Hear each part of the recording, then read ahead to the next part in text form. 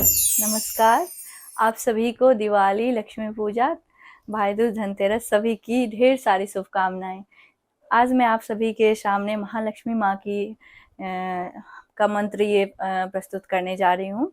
ये मंत्र सभी को सुख समृद्धि और शांति के लिए है, धन प्राप्ति के लिए है। तो आप सभी मेरे साथ ये मंत्र कर सकते हो। जिसे जितने 108 बार, 1008 या जितने ही हो वो ये मंत्र का जाप करे, सुख समृद्धि बनी रहेगी। एक बार फिर से हैप्पी दिवाली।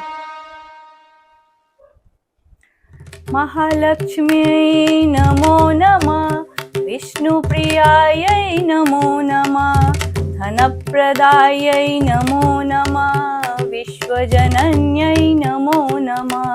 महालक्ष्म्यै नमो नमः, विष्णुप्रियायै नमो नमः, धनप्रदायै नमो नमः, विश्वजनन्यै नमो नमः। ॐ महालक्ष्म्यै नमो नमः, विष्णुप्रियायै नमो नमः, धनप्रदायै नमो नमः, विश्वजनन्यै नमो नमः।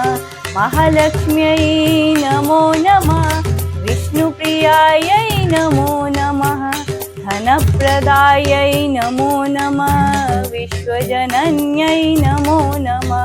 महालक्ष्म्यै नमो नमः, विष्णुप्रियायै नमो नमः, धनप्रदायै नमो नमः, विश्वजनन्यै नमो नमः।